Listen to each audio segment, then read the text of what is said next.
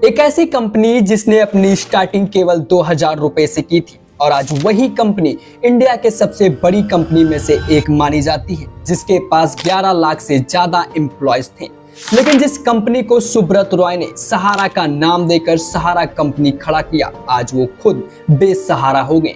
जिस कंपनी में सुब्रत रॉय ने अरबों रुपए खर्च किए, उस कंपनी के ऑनर को सलाखों के पीछे जाना पड़ा।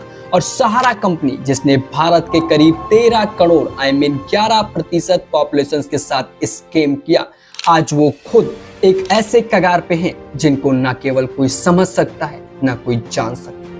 The other story we're tracking this afternoon, Sahara chief Subrata Roy could be in big trouble with an arrest like. सहारा एक ऐसी कंपनी थी जो लोगों को सबसे ज्यादा रोजगार देने वाली कंपनी में से एक मानी जाती थी। इस कंपनी की शुरुआत साल 1978 में उत्तर प्रदेश के गोरखपुर से हुई। साल 2004 में इंडिया टुडे रिपोर्ट के अनुसार इंडिया रेलवेज के बाद दूसरी सबसे ज्यादा रोजगार देने वाली कंपनी बन गई। लेकिन let us understand how and where this Sahara company starting. आइए समझते हैं कि सहारा कंपनी की स्टार्टिंग कैसे हुई। शुरुआत में सहारा कंपनी के ऑनर सुब्रत रॉय ने जय कंपनी नाम की नमकीन नाश्ता स्नैक्स जैसे आलू पापड़ चीज बनाना शुरू कर दिया, जिसकी सप्लाई वो खुद अपने स्कूटर से किया करते थे। और इसी दौरान सुब्रत रॉय की जान पहचान हर एक छोटे बड़े इंसान से होती है, जैसे छोटे बड़े दुकानदार, गरीब लोग, चाय बेचने वाले लोग, सब्जी बेचने वाले लोग जैसे लोगों से मुलाकात होती रही। उन्होंने देखा कि कैसे ये लोग दिन में जो भी कमाते हैं बस सब कुछ खर्च हो जाता है। इसी बीच उन्होंने यह सोचा कि क्यों ना इन जैसे लोगों को सहारा देने के लिए सहारा कंपनी की शुरुआत की जाए। इसी बीच सुब्रत रॉय ने सहारा कंपनी की नींव रखी। इस कंपनी ने लोगों को बताया कि हर रोज 1 रुपए उनके पास जमा कर दें, बाद में सहारा कंपनी उनको अच्छे इंटरेस्ट के साथ उन्हें पैसा लौटाएगी। इसी बीच सहारा ने सभी के बीच विश्वास बना लिया और अपने बातों से सभी लोगों को सहारा कंपनी में इन्वेस्ट करने पे मजबूर कर दिया। और देखते ही देखते सहारा को सहारा देने के लिए इस कंपनी से 13 करोड़ लोग जुड़ गए। इसी बीच कंपनी के ऑनर सुब्रत रॉय ने लोगों के बीच सोशल सर्विस देना भी शुरू कर दिया, जैसे गरीब लड़कियों की शादी करानी, गरीबों में आपसी भाईचारा बनाना। और इन सभी चीजों से सुब्रत रॉय ने एक गरीब परिवार से लेकर एक मिडिल क्लास परिवार तक अपनी अलग ही इमेज बना ली थी। सिर्फ 2000 रुपए से शुरू होने वाली एक कंपनी आज लोगों के बीच में एक मिसाल बन चुकी थी। अब यह एक छोटी सी कंपनी एक बड़ी सी कंपनी में बदल चुकी थी। इसी बीच सहारा ने अमेरिका के न्यूयॉर्क में 4400 करोड़ रुपए खर्च कर 2 सबसे लग्जरियस होटल, न्यूयॉर्क के प्लाजा और ड्रीम न्यूयॉर्क होटल खरीद ली, जो आज भी दुनिया के सबसे टॉपेस्ट होटल में आती है। इसी बीच सहारा कंपनी की इतनी सहारा मिल गया कि सुब्रत रॉय ने पूरी सहारा सिटी ही बना डाली, जिसके अंदर एक से बढ़कर एक लग्जरियस सुविधा थी, जैसे क्रिकेट स्टेडियम, हेलीपैड, 11 किलोमीटर की लेक और 124 सीटर सिनेमा थिएटर, साथ ही हेल्थ सेंटर और कई सारे पेट्रोल पंप। जो एक अच्छे डेवलप शहर में सुविधा होनी चाहिए, वो सहारा की बनाई हुई सहारा सिटी में थी। अब ऐसे ऐसे कर सहारा ने अपना एक बहुत ही बड़ा साम्राज्य खड़ा कर दिया। अपना एक बहुत ही बड़ा एम्पायर खड़ा कर दिया। अब सहारा को किसी की भी सहारा की जरूरत नहीं थी। लेकिन कहानी में सबसे बड़ा ट्विस्ट तब आता है जब साल 1996 में एक इनकम टैक्स ऑफिसर की नजर सहारा कंपनी में पड़ती है। इस बीच इनकम टैक्स ऑफिसर ने सहारा कंपनी में आए हुए हर एक पैसे का हिसाब मांगते हैं।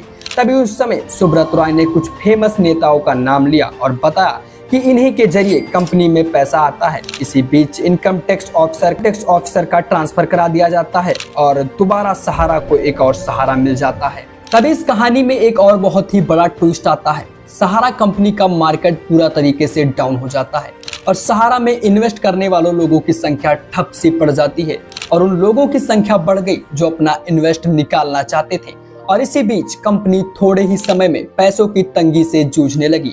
और ऐसे में सुब्रत रॉय ने इस प्रॉब्लम से निकलने के लिए सहारा कंपनी का आईपीओ लाने की सोची और यहीं से कंपनी और सुब्रत रॉय के बुरे दिन शुरू हो जाते हैं।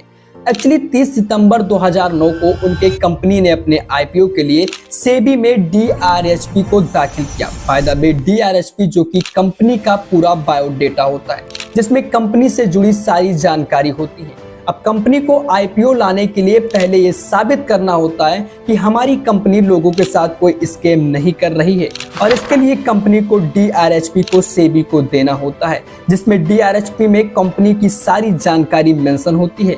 अब सेबी ने सहारा की डीआरएचपी को पढ़ा तो उसमें सहारा की दो company, Sahara India real estate corporation limited and Sahara environment corporation limited के पैसे जुटाने के प्रोसेस में कुछ गड़बड़ी पाई। अब यहीं से शुरू होता है सहारा कंपनी का एंडिंग पॉइंट। एक्चुअली 25 दिसंबर 2009 और 4 जनवरी 2010 को सेबी को 2 शिकायतें मिली, जिसमें बताया गया कि सहारा गलत तरीके से लोगों को पैसे जुटा रही है, यानी कि लोगों से पैसे जुटा रही है। और इन शिकायतों से सेबी का शक और बढ़ गया और सहारा के दोनों कंपनी की जांच शुरू कर दी गई।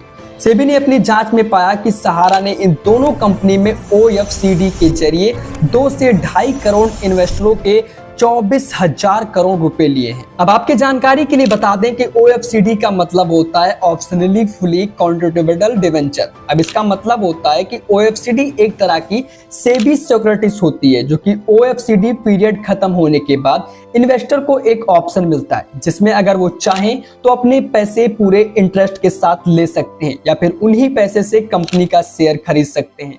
अब ओएफसीडी इशू कराने के लिए पहले कुछ रूल्स होते हैं, जो कि मैं आपको बता दूं। लाइक अगर कोई कंपनी 50 से कम लोगों को ओएफसीडी इशू कराती है तो उसके लिए रजिस्ट्रार से परमिशन लेनी पड़ती है, लेकिन अगर 50 से ज्यादा ओएफसीडी इशू कराती है तो उसके लिए सेबी से परमिशन लेनी पड़ती है।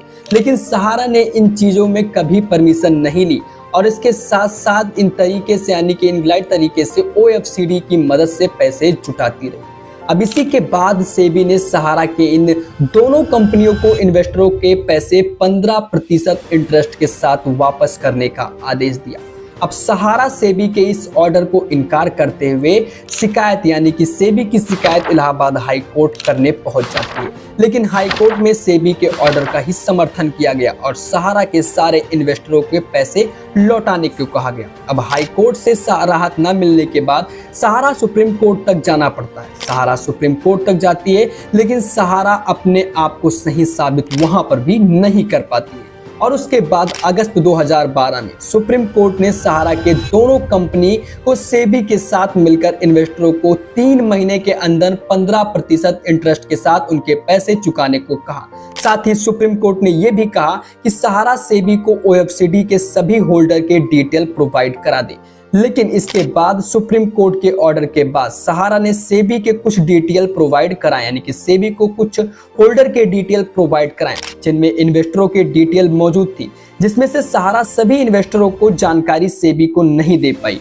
और इसके अलावा सहारा को कोर्ट ने 3 महीने के अंदर 3 बार में 15% इंटरेस्ट के साथ सारे पैसे सेबी को देने को भी कहा, लेकिन सहारा कंपनी ने एक बार में 5,120 करोड़ रुपए ही दे पाई और बाकी के पैसे नाकाम रही, यानी कि बाकी के पैसे देने में नाकाम रही। और ऐसे में सुप्रीम कोर्ट ने सहारा के बैंक को भी फ्रीज करना शुरू कर दिया और इसी बीच 26 जनवरी 2014 को सुप्रीम कोर्ट के ऑर्डर पर सहारा ग्रुप के चेयरमैन सुब्रत राय को गिरफ्तार कर लिया गया।